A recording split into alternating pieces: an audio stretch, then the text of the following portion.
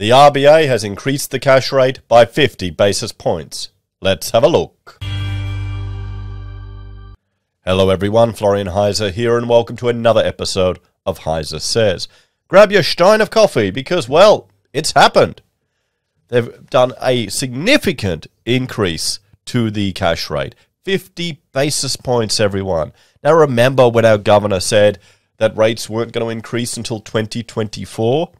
I'd feel sorry for people who believed that and took on debt based on what they were told. Because it's a hard lesson to learn to not trust the Reserve Bank. It's something I imagine most of the viewers of this channel would already have a healthy level of distrust for. But let's jump over and have a look before we go through the statement of the governor. So, this is from Trading Economics. You can see the increase here, and I have updated my chart. There you go, everyone. Just looking at this, we haven't really had any increases since the GFC. It went up there afterwards, and then it just steadily has gone down. I don't remember the last time. Well, I remember the last time the rates went up, which was last rate increase. But before that, I've got no recollection of the last one. I wasn't paying attention around the GFC. I think I was just starting up the practice when it was all going crazy. But there's going to be people that, well, only know rates going down. And this is going to be the first taste of it. Hopefully, they'll be prepared for this, guys. Hopefully. So, let's have a look at this. Now, what's interesting here is if we scroll down, the increase, they've increased it by 50 basis points, 0.5%. The consensus in the Trading Economic forecast was actually 60 basis points, 0.6%. So, obviously, they want to hit 0.5, so they can go in 0.25. Oh, no, they can't. Maybe they'll go 1.5 next. We'll have to see. They're sending a strong message here. Let's go through. Let's go through this statement from the Reserve Bank governor. So, I'm going to have a shot of coffee before we do. At its meeting today, the board decided to increase the cash rate target by 50 basis points to 85 basis points. It also increased the interest rate on exchange settlement balances by 50 basis points to 75 basis points. Inflation in Australia has increased significantly. While inflation is lower than in most other advanced economies, it is higher than earlier expected. Global factors, including COVID-related disruptions to supply chains and the war in Ukraine, account for much of this increase in inflation. Remember when the argument was that this inflation will be transitory? I mean, I guess if it takes 5 years to go away, that's still transitory, isn't it? But domestic factors are playing a role too, with capacity constraints in some sectors and the tight labour market contributing to the upward pressure on prices. The floods earlier this year have already affected some prices. Inflation is expected to increase further, but then decline back towards 2 to 3% range next year. Now, I'll just bring up another chart. Can we trust any of the predictions the RBA makes? Really? I mean, if you're in a job and you have to make predictions as part of that job and you consistently get it wrong, wouldn't you get fired? Or wouldn't you change the methodology you were using? I'm just saying. Just saying. Higher prices for electricity and gas and recent increases in petrol prices mean that in the near term, inflation is likely to be higher than was expected a month ago. As the global supply side problems are resolved and commodity prices stabilize, even if at a higher level, inflation is expected to moderate. Today's increase in interest rates will assist with the return of inflation to target over time. The Australian economy is resilient, growing by 0.8% in the March quarter and 3.3% over the year. Household and business balance sheets are generally in good shape. An upswing in business investment is underway, and there is a large pipeline of construction work to be completed. Macroeconomic policy settings are supportive of growth, and national income is being boosted by higher commodity prices. The terms of trade are at a record high. Well, there you go. It's all sounding rosy, isn't it? I just feel sorry for people that are going to get caught out by this. I guess it's each to their own. You've got to prepare for rates going up, and some people are going to learn the hard way not to trust what the Reserve Bank says. The labour market is also strong. Employment has grown significantly, and the unemployment rate of 3.9%, which is the lowest in almost 50 years. Job vacancies and jobs ads are at levels and a further decline in unemployment and underemployment is expected. The bank's business liaison program continues to point to a lift in wages growth from the low rates of recent years as firms compete for staff in a tight labour market. One source of uncertainty about the economic outlook is how household spending evolves, given the increased pressure on Australian households' budget from higher inflation. Interest rates are already increasing. Housing prices have declined in some markets over recent months, but remain more than 25% higher prior to the pandemic. And that's supporting wealth and spending. What we see here, guys, even if housing falls 20%, even 30%, it's not going to be affordable. And then what's the support level there of people jumping in? That's the thing. If you've been FOMOing, struggling to build a saving buffer, and you see an opportunity, you're going to jump at it. The household saving rate also remains higher than it was prior to the pandemic, and many households have built up large financial buffers. While the central scenario is for strong household consumption growth this year, the board will be paying close attention to these various influences on consumption as it assesses the appropriate setting of monetary policy. The board will also be paying close attention to the global outlook, which remains clouded by the war in Ukraine and its effect on the prices for energy and agricultural commodities. Real household incomes are under pressure in many economies, and financial conditions are tightening. As central banks withdraw monetary policy support in response to broader-based inflation, there are also ongoing uncertainties relating to COVID, especially in China. Today's increase in interest rates by the board is a further step in the withdrawal of the extraordinary monetary support that was put in place to help the Australian economy during the pandemic. The resilience of the economy and the higher inflation means that these extraordinary supports are no longer needed. Given the current inflation pressures in the economy and the still very low levels of interest rates, the board decided to move by 50 basis points today. The board expects to take further steps in the process of normalising monetary conditions in Australia over the months ahead. The size and timing of future interest rate increases will be guided by the incoming data and the board's assessment of the outlook for inflation and the labour market. The board is committed to doing what is necessary to ensure that inflation in Australia remains to target over time.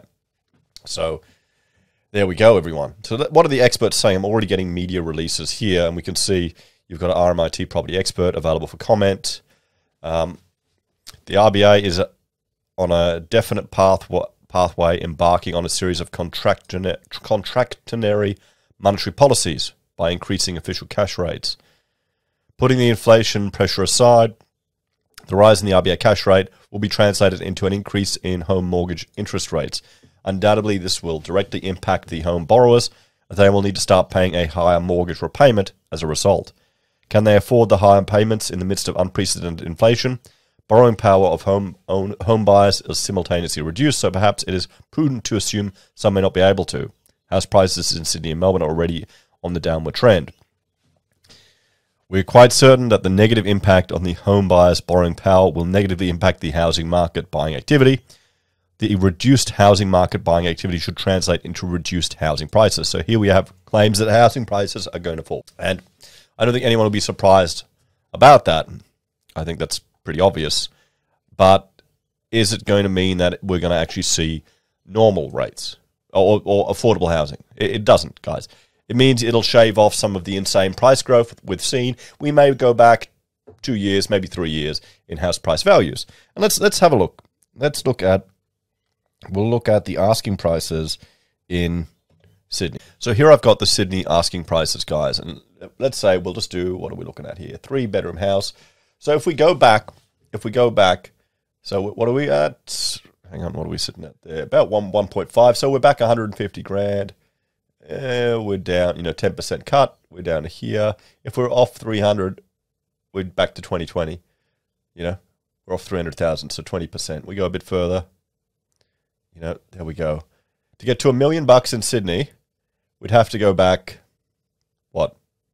7 years. Okay? To get to $1 million. We need to go back, give or take 7 years. We do the same thing in, let's check Brisbane, my town, because we've been going crazy. I mean, for us, guys, we would have to, if we only go back to 2020, it's a huge fall. Our property prices have just gone to the moon, guys. You know, 3 better, there you go, 800 grand. And Brisbane is more affordable than Sydney and Melbourne. Where you're going to see is you're going to see the cut in Sydney and Melbourne, guys, in property prices before other places. And people will still see us, you know, in the poorer cousin cities as more affordable. Let's jump over here. Let's look at what the Twitterati are saying. Real-time economics, what are they saying? Just sharing that. What's Johnny saying? The Reserve Bank by 50 points. Yep. That'll murder the housing market and household balance sheets. The dead sheep will be taken to the slaughter. Good old John.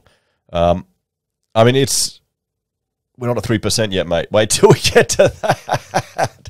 Remember, 3% was considered the emergency rate. There's room to go up. It's going to go up higher, guys. You've got to prepare, okay? Those of you that are watching the channel, those of you that are regulars. I think we had one guy commenting. I did a video about Americans, you know, barely getting by on $250,000. And this one guy's going, all my money's gone at the end of the month because he's spending 70% of his money on his bloody mortgage. And that's awesome. Destroy it. Utterly destroy it. I like that. And that's what you got to do. What else are people saying here? Sky News, yep. Breaking, okay. No one really freaking out too much. Nothing scares the F out of the global food and petrol prices like the Reserve Bank. Okay. So, yeah. I mean, oh, there we go. I should use that for a thumbnail. Reserve Bank lifts interest rates. Reserve Bank has delivered a jumbo 0.5% increase. So let's have a bit of a talk about this guy. Well, this is a record increase, everyone. I don't remember the last time we've had a 0.5% increase. It was back near the GFC. Now, this may not be the end of it. Rates are probably going to keep going up. We'll have to see how it plays out. And we've seen the impact on at least fixed rate mortgages have gone up now, most at 5% above. Now, what's going to happen is there'll be people that locked in at a low percentage point that are going to be taking a hit when it gets above 5%. Now, the biggest issue there is if you happen to be in negative equity, you won't be able to refinance somewhere else. You won't be able to move around. You'll probably be stuck in your own bank. But if you're still making all the payments, it's all going okay, and you don't draw any attention to yourself, you should be fine. But you still should plan for the worst. Plan that your bank is going to come in and insist that you chuck more money on the mortgage. So if you've locked in low now, build a buffer, build a reserve, build capacity to jump, throw more money at it, or attack your mortgage as hard as you can. Prepare for the worst, guys. And, well, judging by the age of most of the viewers here on the channel, I wouldn't be surprised if most of you already are. And, I mean, that's it. Prepare for the worst, hope for the best. Interest rates are going to go up. We're going to be paying a lot more on our mortgages, those of us that have it, and it's going to be felt in discretionary retail spending. It means the luxurious little trips to the restaurant on the Sunday morning or on the weekend or buying this luxury here or that there, that's all going to start to slowly trickle away, and you'll start to see it manifest in the retail sector. Housing is going to take a shave. It definitely will, but we'll see if it gets anywhere near to reasonable prices. That's going to be an interesting thing. Even if we have a big correction, it's still going to be shit expensive for what it is, guys. That's the problem. That's the problem. When you know how these things are built, a bunch of styrofoam attached to some stud and then with some render on it. Anyway, thanks for watching, everyone. Let me know your thoughts and opinions on this one in the comments down below. Sorry if I've been coughing a bit. I've just recovered from having the man flu. It was a bit, doing the rounds, guys. It's doing the round.